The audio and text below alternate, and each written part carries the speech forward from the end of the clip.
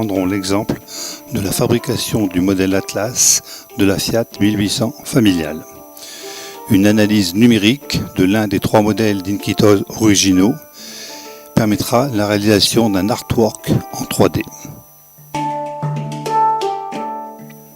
Le artwork 3D est suivi par la réalisation d'un master en résine qui est aussi désigné sous le nom de photocopie 3D. Vous pouvez observer sur le master résine en gros plan que toutes les baguettes horizontales de la calandre sont bien reproduites. Vous pouvez observer sur ce montage de 2 Fiat 1800 originales qu'elle comporte un défaut d'origine qui concerne la symétrie. La séparation médiane entre portières avant et arrière est incurvée sur le flanc gauche alors qu'elle est droite sur le flanc droit.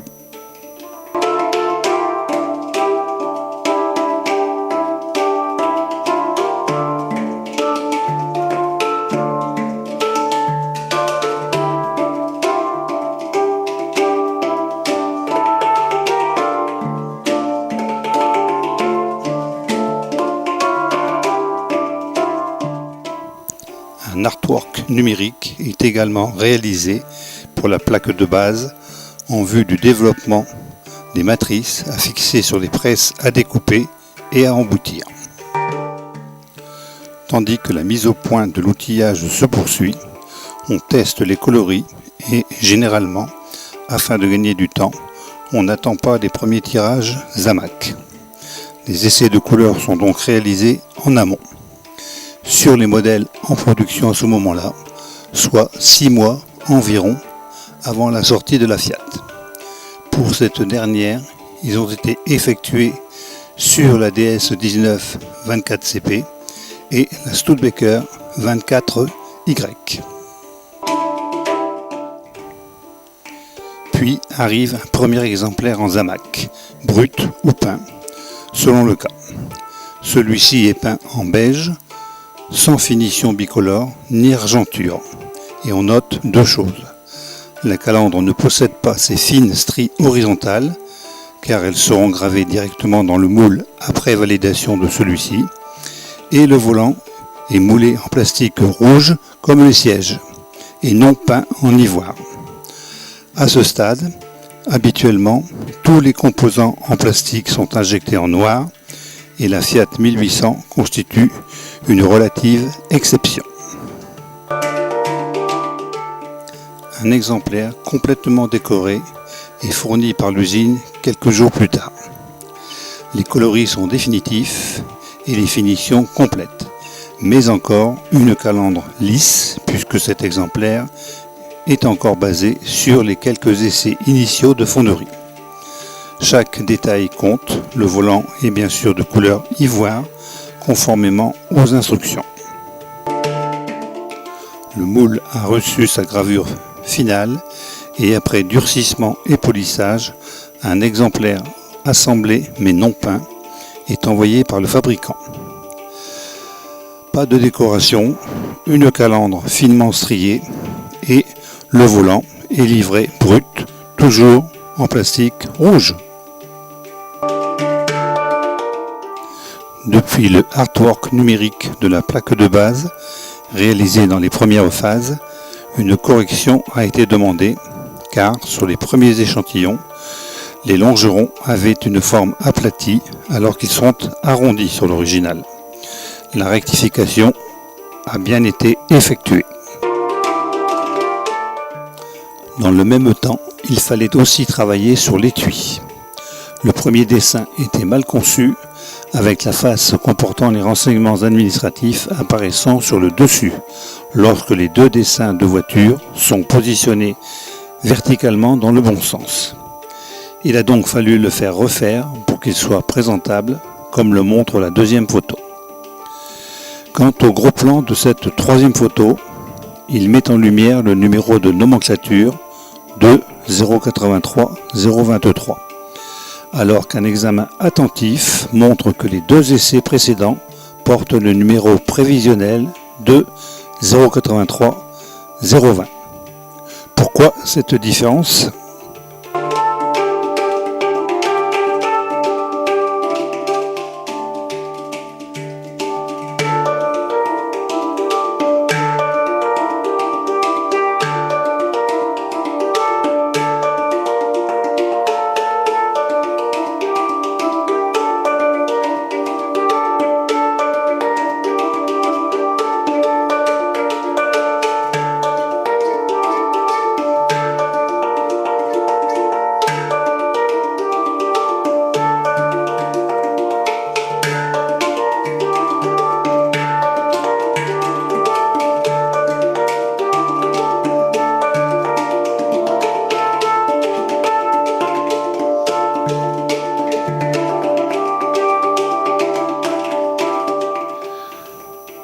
fonction copier-coller en informatique réserve aussi bien des surprises. Ainsi, il a fallu faire corriger le livret que le graphiste réalisait en même temps que celui de la Triumph TR2, modèle en projet pour l'Europe du Nord. Il a donc livré pour la Fiat 1800 un premier film sur lequel il avait certes convenablement remplacé textes et photos, mais où était restée la référence 105 anglaise de la Triumph.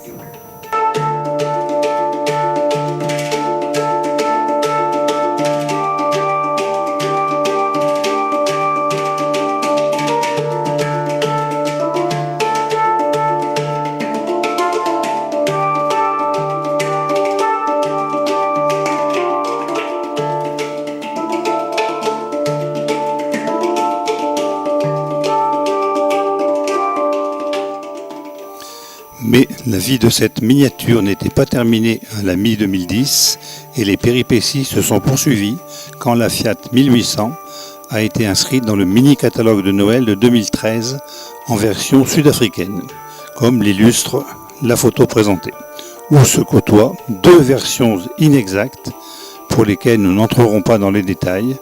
Le modèle final est présenté sur son nouvel étui spécifique dans la deuxième photo. Enfin, le succès de ce modèle en Europe a rendu nécessaire une nouvelle commande dite réapprovisionnement en 2014.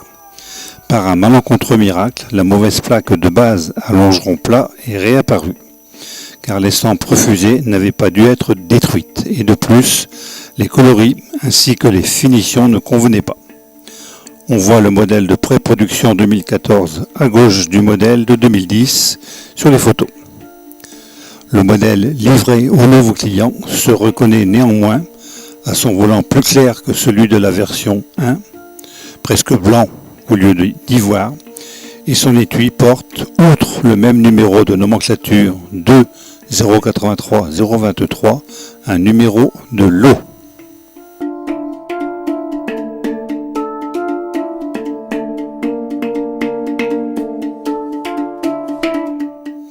L'histoire de la version D Agostini de cette Fiat 1800, jaune clair et marron, métallisé, est plus brève, mais non dénuée de surprises. Toutefois, c'est un autre sujet.